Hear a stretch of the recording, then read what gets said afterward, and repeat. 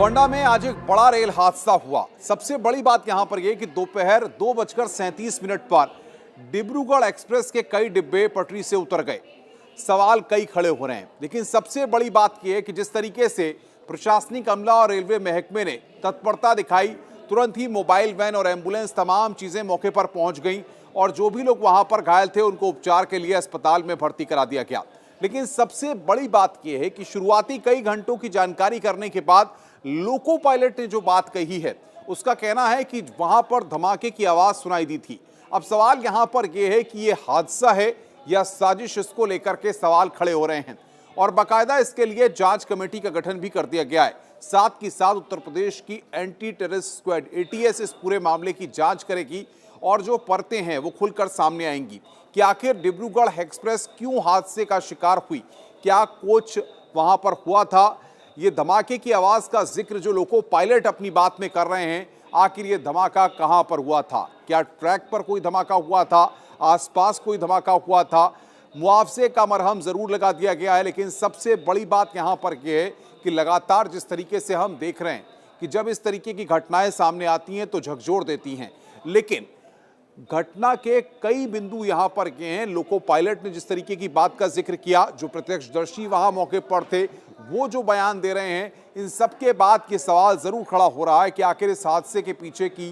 बड़ी वजह क्या है। लेकिन जो खुलासा अब न्यूज़ 18 यहां पर करने जा रहा है वो खुलासा अपने आप में बड़ा है, सबको चौंकाने वाला है। सब कहीं ना कहीं अब ये सोचेंगे कि आखिर डिब्रूगढ़ एक्सप्रेस जो कि अपनी नियमित स्पीड से भी कम स्पीड में चल रही थी, यानी कि आप समझिए ट्रेन की रफ्तार तेज नहीं थी, जो बता रहे हैं प्रत्यक्षदर्शी की ट्रेन बहुत तेज रफ्तार में नहीं चल रही थी। तो जब तेज रफ्तार नहीं थी तो फिर उसके बाद जब धमाके की आवाज लोको पायलट को सुनाई दी तो अब यहां पर जब जांच होगी एटीएस तो उन तमाम परतों को खोलेगी कि क्या लोको पायलट को जो आवाजें सुनाई दी वो कहीं ना कहीं विस्फोट या धमाके की आवाज ट्रैक पर थी या ट्रैक से बाहर थी। ये सबसे बड़ी चीज है और इसको लेकर के जिस तरीके से जो पुलिस के अधिकारी हैं वो भी पूरी जांच पड़ताल में जुटे हुए हैं, जो जिम्मेदार अधिकारी हैं लोकल एडमिनिस्ट्रेशन के वो भी अपने स्तर पे जांच कर रहे हैं। और सबसे बड़ी बात यह है कि जो हादसे के बाद से जो पटरी से डिब्बे उतरे थे उनकी तस्वीरें देख करके आपको बता दें कि 8 से 10 डिब्बे जो है पटरी से उतर गए थे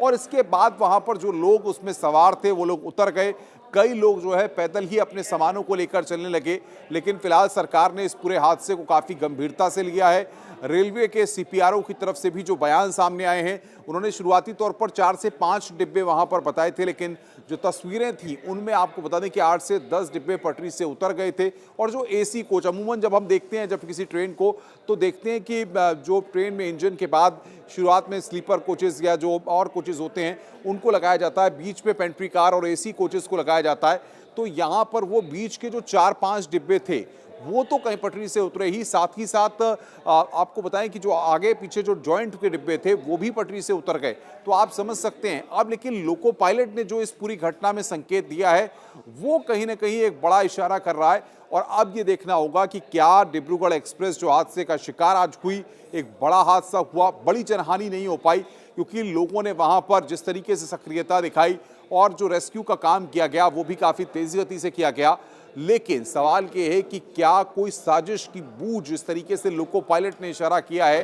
क्या जो धमाके की आवाज़ सुनाई दी वो धमाके की आवाज़ किसकी थी, कहाँ से धमाका हुआ, कहाँ से वो आवाज़ आई और लोको पायलट उसके बाद क्यों असहज अपने आप को महसूस करने लगा। अब एटीएस कहीं ना कहीं इन तमाम परतों से पर्दा उठाएगी और उसके बाद स्थिति साफ हो पाएगी कि आखिर डिब्रूगढ़ हादसे का सच क्या है।